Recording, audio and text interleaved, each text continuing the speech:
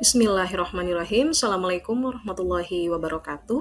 Jumpa lagi dengan saya Eli Fitriani MPD di mata kuliah Ilmu Pendidikan Islam, yang mana pada hari ini kita sudah masuk di pertemuan yang kelima dengan pembahasan terkait dengan konsep manusia, ilmu dan juga akhlak dalam perspektif Islam. Baik, yang pertama yang akan kita bahas adalah konsep manusia dalam Islam. Manusia dalam bahasa Arab disebut sebagai al-insan, memiliki makna sebagai makhluk fitri ataupun fitrah yang memiliki potensi baik.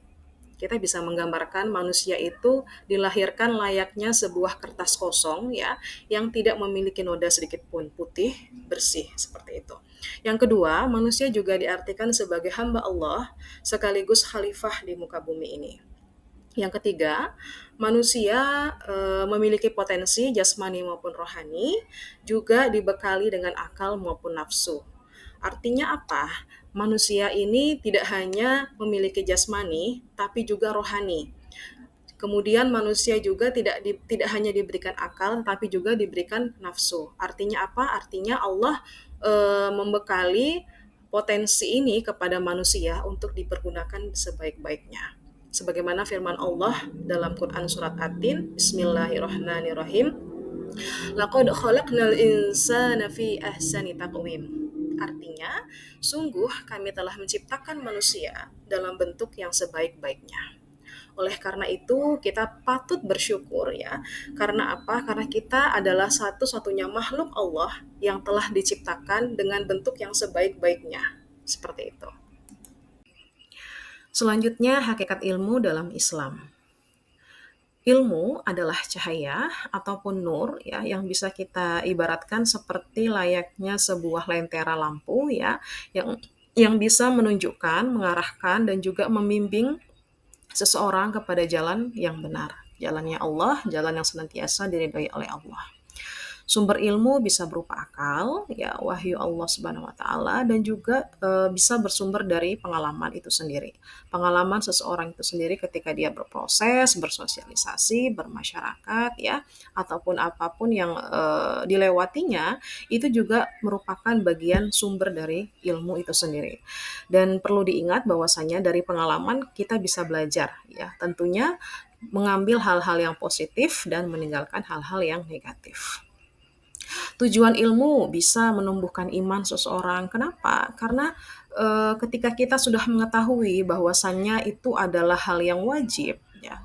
Ketika kita sudah mengetahui bahwasannya misalnya dalam kita beribadah ya, ada ibadah yang wajib, ada ibadah yang sunnah. Tentunya ketika kita sudah mengetahui bahwasanya, oh ternyata ada ibadah-ibadah lainnya, seperti itu, ibadah-ibadah pendukung, seperti itu ya. Nah, ketika kita sudah mengetahui itu, tentunya kadar iman seseorang juga bisa akan meningkat ya. Selain itu juga kita bisa meningkatkan amal soleh yang tadinya mungkin biasa-biasa saja dalam beribadah ya, bisa meningkat seperti itu. Yang tadinya mungkin tilawahnya baru satu lembar, ternyata setelah dipahami ayat per ayat, setelah dihayati, ternyata bisa seperti itu ya, bisa meningkatkan amal soleh seseorang, dan juga bisa meningkatkan akhlak mulia ataupun bisa membentuk akhlak seseorang itu sendiri. Selanjutnya, keterkaitan antara manusia, ilmu, dan juga akhlak. Ya, di sini posisi manusia itu memiliki potensi fitrah dan akal.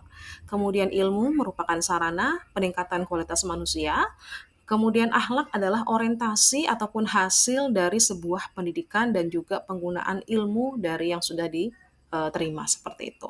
Jadi antara keterkaitan manusia, ilmu dan akhlak, ketika seorang manusia itu sudah memiliki ilmu, sudah berilmu, tentu akan berpengaruh terhadap akhlak itu sendiri ya.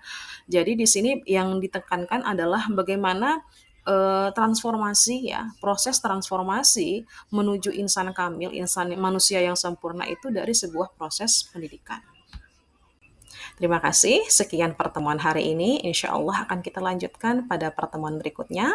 Semoga kita bisa menyadari pentingnya ilmu dan juga bisa berlomba-lomba dalam mengejar ilmu yang bermanfaat. Mohon maaf atas segala kekurangan. Billahi taufiq wal hidayah. Wassalamualaikum warahmatullahi wabarakatuh.